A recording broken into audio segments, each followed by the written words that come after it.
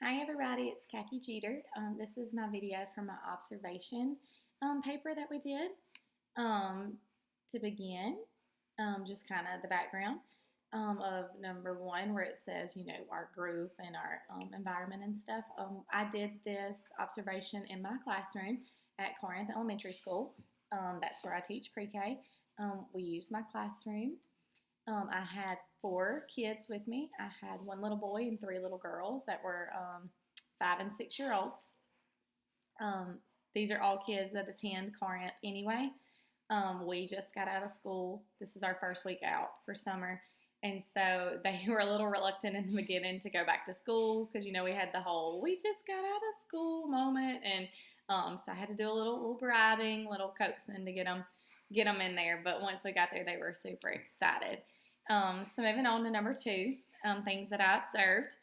As soon as we got there, I unlocked the door, cut the lights on, get ready, boom, they're gone. They go straight to the kitchen center. It was like something brand new to them. They had never seen it before, even though all of them attended pre-K at Corinth, and so they all had been there. But they loved it. They immediately went over there, started assigning roles to each other.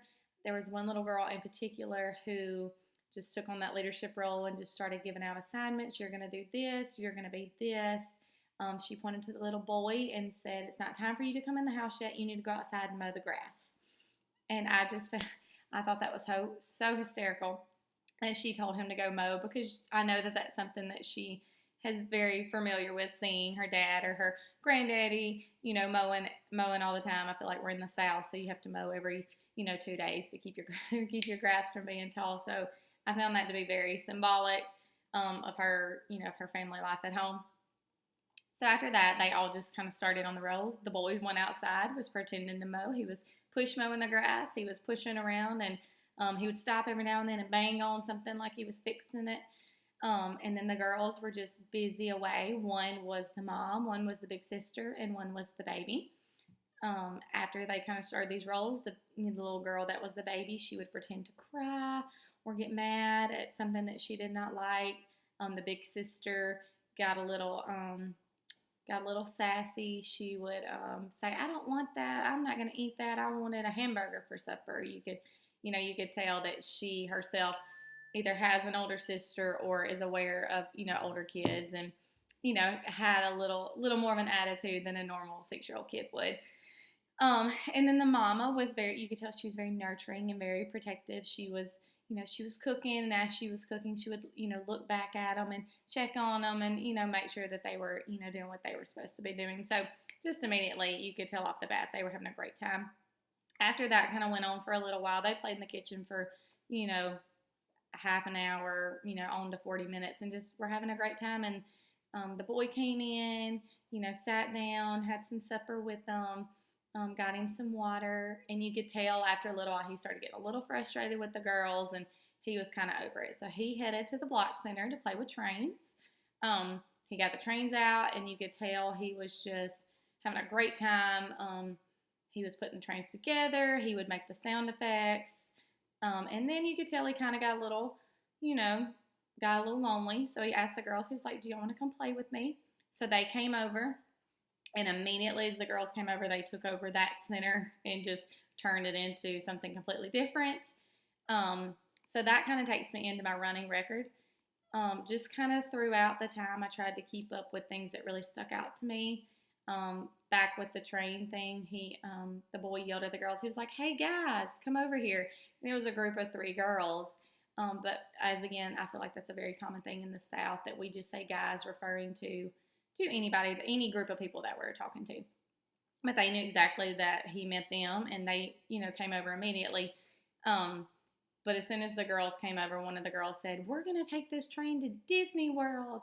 And so she, that started a whole new conversation of Disney World and Mickey Mouse and Cinderella, which just took it in a whole different direction. And so I found it just very interesting to be able to. I felt like I was paying more attention than I normally do as a teacher. Not that I don't pay attention, but I was really, focusing on those words and those conversation skills that they were having. And then on number 4, it said, "How do we interpret how do we kind of interpret this? Um, the main thing that I focused on again was physical play. I feel like I have concentrated a lot on that during this class. But just the whole day, the whole time we were there, it was just nonstop physical play. They were playing here, they were playing there. They were running, they were jumping, they were playing. They were just being kids and having fun. Another thing I noticed a lot of was the symbolic play. You could tell the words they were using, especially when mom was talking. You could tell she was talking like her mother would speak to her. The little girl talking like a baby and kind of throwing a fit, just using very symbolic things. Um, I went back a lot to the video that we watched on the importance of play. I found a lot of that. I kept catching myself going back to that and referring to that video and how just how the importance of play. It has to do with their social skills, their cognitive skills, their developmental skills. I mean, it just covers everything. So I kept going back and forth to that video. And in the end, just on my reflection, I felt like I did completely take it different than a normal day because I only had a small group of kids and I was solely focused on their interaction and what they were doing and if they were accomplishing what they were wanting to do. They were very used to my school because they've been there before. The one thing that I did find that I think I need to try to do better at is that a lot of my things are set up very stereotyped and very gender, oriented. The dolls may wear pink or they may wear blue. So I'm going to try to do a better job just to make sure that I don't have everything so, geared one gender or another. If the girls want to play with trains, they should be able to play with trains and take it to Disney World. And if the boys want to play house and take care of the babies, that's absolutely fine. And I just want to make sure that I am giving those opportunities for those kids to do that.